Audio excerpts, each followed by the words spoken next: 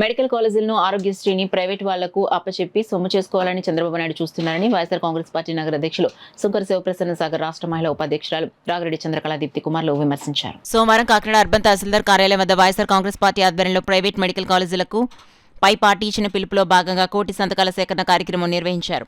ఈ కార్యక్రమంలో పార్టీ నగర అధ్యక్షురాలు సుంకర శివప్రసన్న, పార్టీ మహిళా రాష్ట్ర ఉపాధ్యక్షురాలు రాగిరెడ్డి చంద్రకళ దీప్తులు మాట్లాడుతూ మెడికల్ కాలేజీల ప్రైవేటీకరణ జీవోను కూటమి ప్రభుత్వం వెంటనే రద్దు చేయాలని డిమాండ్ చేశారు. కార్యక్రమంలో పార్టీ నాయకులు రాగిరెడ్డి బన్నీ, పసుపులెట్టి వెంకటలక్ష్మి, సుంకర విద్యాసాగర్, సుధాకర్ పెద్ద సంఖ్యలో పార్టీ నాయకులు, కార్యకర్తలు పాల్గొన్నారు. విద్య, వైద్యం రెండూ కూడా ప్రజలకు ఉచితంగానే అందాలి.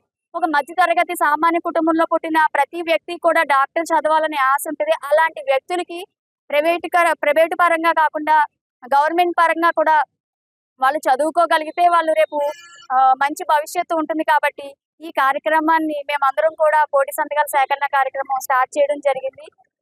చంద్రబాబు నాయుడు గారు ఒకటే ఆలోచిస్తారు, ఎప్పుడు ఏ విధంగా అధికారంలోకి వచ్చిన తర్వాత ఏ విధంగా సంపాదిద్దామా, మా పక్కనున్న వాళ్ళకి, మా బంధువులకి ఏ విధంగా పంచిపెడదామా అని చెప్పేసి చూసే నాయకుడే తప్ప ప్రజలకు అందుబాటులో ఉండి ప్రజల సమస్యలు తీర్చుకునే నాయకుడైతే ఇప్పుడు కూటమి ప్రభుత్వం లేదు. ముఖ్యంగా జగన్మోహన్ రెడ్డి గారికి ఇప్పటికే 17 మెడికల్ కాలేజీలు తీసుకొచ్చారని మంచి పేరుంది.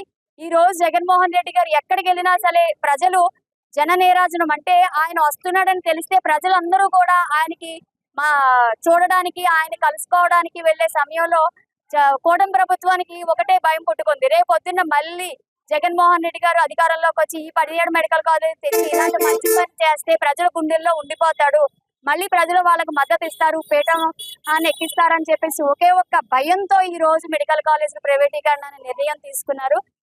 కాకినాడ పట్టణ ప్రజలే కాదు, రాష్ట్ర ప్రజలు అందరూ కూడా ఈ ప్రైవేటీకరణ వ్యతిరేకంగా ఉన్నారు. మేమందరం కూడా ఈ ప్రైవేటీకరణ వెనక్కి తీసుకునే వరకు ప్రతి ఒక్క కార్యకర్త కూడా ముందుండి పనిచేస్తామని చెప్పేసి తెలియజేస్తారు. ప్రియతమ నాయకులు శ్రీ ద్వారంపూడి చంద్రశేఖర్ రెడ్డి గారి నేతృత్వంలో, అదేవిధంగా వైఎస్ఆర్సీపీ నాయకులు, కుటుంబ సభ్యులు అందరి సమక్షంలో ఈ కార్యక్రమం చేయడం జరుగుతుంది.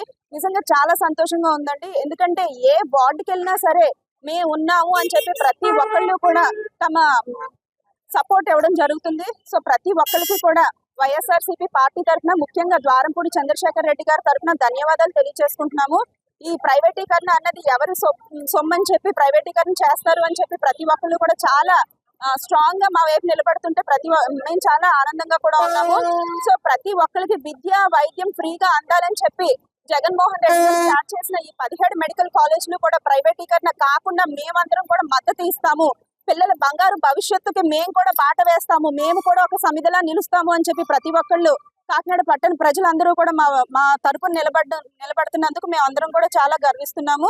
ముఖ్యంగా జగన్మోహన్ రెడ్డి గారు విద్యకి సంబంధించి ఎన్నో సంస్కరణలు తీసుకొచ్చారు. అందులో భాగంగా ఈ మెడికల్ కాలేజీలు కూడా విద్య, వైద్యం, అదే విధంగా గృహాలు ప్రజలకి అందాలి అన్న మంచి దృక్పథంతో జగన్మోహన్ రెడ్డి గారు పక్షాన ఉన్నారు. కూటమి ప్రభుత్వం ఏ రకంగా అధికారంలోకి వచ్చిందో మాకు తెలియట్లేదని ప్రతి ఒక్కళ్ళు మాతో చెప్తుంటే మాకు కూడా చాలా ఆశ్చర్యంగా ఉంది.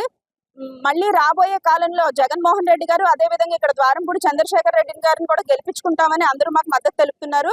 మరొక్కసారి మాకు మద్దతు తెలిపిన ప్రతి ఒక్కరికి మా ద్వారంపూడి చంద్రశేఖర్ రెడ్డి గారి తరఫున మా హృదయపూర్వక ధన్యవాదాలు తెలియజేసుకుంటున్నాం.